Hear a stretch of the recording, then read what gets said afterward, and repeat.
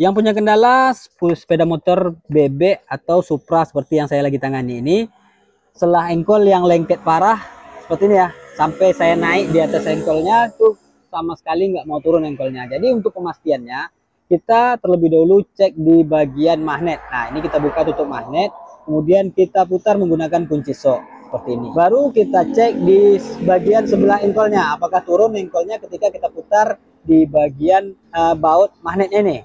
Nah ini kita cek terlebih dahulu di sebelahnya nantinya.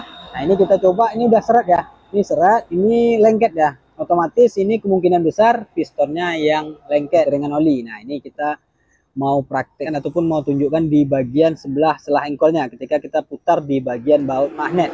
Nah ini kelihatan ya, selah engkol mau turun ketika kita putar di bagian baut magnetnya yang di sebelah bak magnet. Nah seperti ini. Jadi ini bisa kita vonis itu masalahnya terdapat di bagian pistonnya lengket. Bisa jadi ini kekeringan oli. Jadi ini sebelumnya datang sepeda motor pagi-pagi, posisi saya lagi tidur. Jadi keterangannya ini sepeda motor nggak mau disela engkol, mau diakali agar bisa nyala seperti semula. Jadi kalau umpamanya memang nggak bisa diselamatkan, kata si pemilik sepeda motor, ini sepeda motor kalau memang wajib dibongkar, bongkar aja, kata si pemilik sepeda motor. Jadi ini kita udah vonis masalahnya itu di bagian piston yang lengket. Jadi kita tinggal bongkar di bagian mesin depan dan juga di bagian rantai keteng apabila diperlukan untuk proses pembongkaran.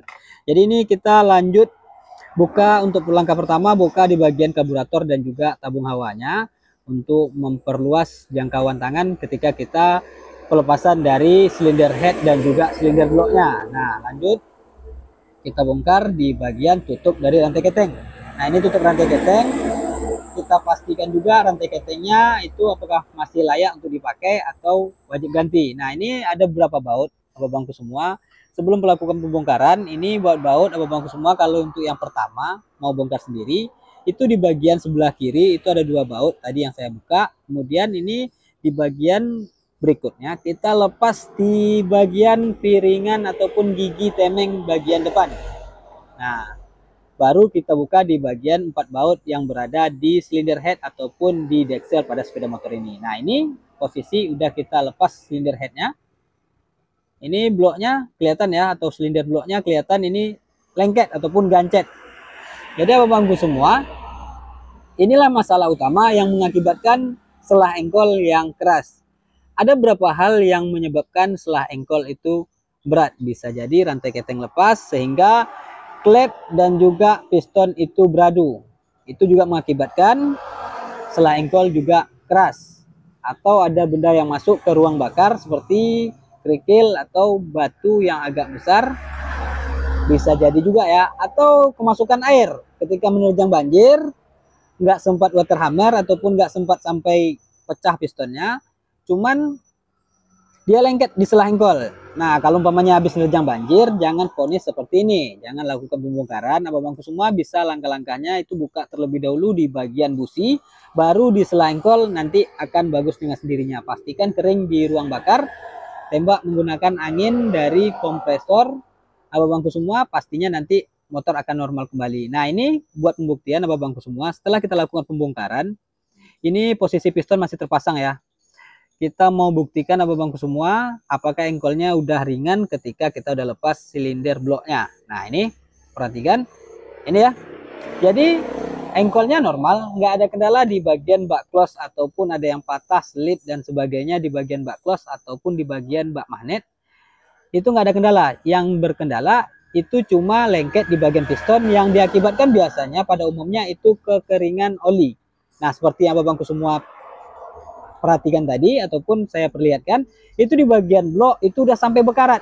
Berarti ini pemilik sepeda motor sama sekali nggak memperhatikan oli pada sepeda motornya. Nah, kelalaian dalam mengontrol oli berakibat fatal seperti ini. Nah, saya nggak lepas pistonnya tadi pas pengetesan selah engkol tadi itu karena di bagian piston udah otomatis kalau umpamanya udah kekeringan oli parah seperti ini, udah lengket parah, pistonnya nggak ngayun ke atas bawah. Untuk pelepasan pen piston sudah pasti agak sulit. Bisa menggunakan tracker, menggunakan baut 12 yang udah dirombak, yang kepalanya L, itu kebanyakan yang dibikin konten seperti itu ya. Tapi saya gunakan cara ini, cara manual, nggak pakai tracker sama sekali. cara paling simpel, paling cepat dan paling aman tanpa digerinda dan tanpa lakukan dengan kekasaran ya. Nah, ini paling aman ya. Menurut saya ini paling aman, paling cepat dan paling simpel untuk pelepasan dari pen piston yang udah lengket parah.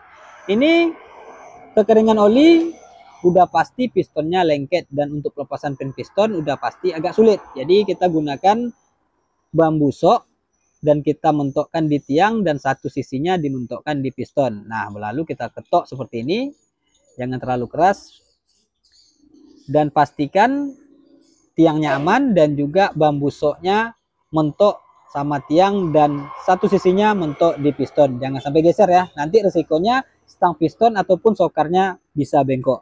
Nah, ini lanjut untuk di bagian lubang pen piston, wajib abang-abangku semua apabila udah terlepas seperti ini, menggunakan cara ini udah pasti di dalam stang piston ini itu baret ya, baret parah. Jadi perlu melakukan pengamplasan ataupun pembersihan bekas sisa-sisa baretnya, baru masukkan pen piston yang baru. Nah, ini kita cek sebelum perakitan kembali ataupun pemastian kembali. Ini kita isi oli, kemudian kita cek semburan oli yang berada ataupun yang menuju ke arah piston. Nah, bisa jadi ini bukan diakibatkan oleh oli yang habis, bisa juga disebabkan oleh semburan oli yang kurang menuju ke blok pada sepeda motor ini. Jadi itu tadi saya tunjukkan lubang yang menuju ke blok. Jadi suplai oli menuju ke blok wajib kita pastikan aman terlebih dahulu, baru kita pasang untuk blok dan juga pistonnya. Nah, ini kita gunakan piston KWN ataupun Vario 150 karena itu bisa masuk ke KPH. Ini berhubung piston KPH agak sulit ditemukan di superpark terdekat daerah saya. Untuk sepeda motor Karisma, KPH, dan juga Yamaha series, itu ada lubang semburan dari pompa oli menuju ke blok pada sepeda motor ini. Dan itu wajib abang-abangku semua cek sebelum melakukan perakitan ulang. Nah, kalau mamanya nggak dicek, nanti ketika semburan oli menuju ke blok itu nggak normal dan nggak stabil ataupun sama sekali nggak nyembur, walaupun itu piston baru dan baru dilemer atau baru diboring seperti ini, udah pasti dia akan kembali lengket atau ngejim dan berisiko ngasak kembali pada sepeda motor ini. Jadi abang-abang semua cek seperti yang saya lakukan berkala seperti tadi. Sebelum kita lakukan perakitan wajib untuk kita cek semburan oli menuju ke piston, apalagi kasusnya ini piston lengket. Udah wajib kita lakukan pengecekan di bagian semburan oli menuju ke blok. Nah, jadi abang-abangku semua, apalagi sepeda motor yang punya jalur oli menuju ke blok seperti tadi. Nah, berbeda halnya seperti Supra series ataupun Supra lama, Supra X lama ataupun Grand, itu semburan oli menuju ke blok itu disemburkan dari koras ya. Jadi lingkaran koras itu nyembur sendiri oli menuju ke blok. Nah, kalau KPH ini udah punya jalur oli tersendiri menyemburkan oli menuju ke blok. Wajib abang-abangku semua pastikan terlebih dahulu sebelum perakitan agar enggak beresiko pembongkaran ulang dan beresiko menambah budget ulang. Jadi ini kita lakukan perakitan. Untuk video perakitan dan pembongkaran saya sengaja percepat videonya untuk abang-abangku semua agar mempersingkat waktu dan menghemat data paket abang-abangku semua. Nah, ini kita rakit di bagian blok, roll temeng, dan juga packing deksel ataupun packing blok menuju ke deksel. Untuk pen-pen piston, maksud saya untuk pen-pen dari blok dan juga pen silinder headnya yang berada di aspal panjang itu wajib abang semua jangan sampai ketinggalan, karena berisiko juga geser di bagian blok mengakibatkan kembali ngasap sepeda motornya. Itu fungsinya sangat sakral ya, sangat berfungsi. Nah, maksud saya sangat-sangat dibutuhkan pen dari blok dan juga dekselnya, jangan sampai ketinggalan. Nah, ini kebetulan untuk gigi temeng depannya pas sekali pasang, langsung pas ya, jadi kita nggak nyetel-nyetel lagi. Nah, ini kita lakukan pemasangan di bagian tensionernya. Ini tensioner kita pasang ataupun otomatis temengnya kita pasang ulang. Jangan lupa diputar terlebih dahulu ke arah kanan tensionernya, baru kita tahan pakai penahan dan kita lepas penahannya, putar ke arah kiri. Nah, ini udah posisi rantai ketengnya udah kencang, tinggal kita setel klipnya.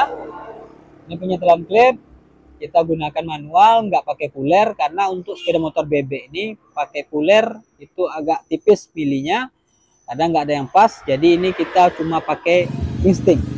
Saya juga pernah bikinkan videonya, untuk tutorialnya bisa cek video saya yang lainnya. Nah, ini udah selesai kita rakit. Untuk karburatornya, pembersihan karburator dan juga silinder headnya, pembersihannya saya nggak selesai di video ini karena kita menangani kasus di selah engkol yang berat. Nah, penanganannya. Jadi abang semua yang punya masalah dan kendala yang sama bisa ikuti alur dan juga tutorial yang saya gunakan di video kali ini. Jadi ini selah engkol aman dan sepeda motor di selah engkol udah nyala kembali normal. Oke, terima kasih. Sampai jumpa di lain video dan di lain waktu.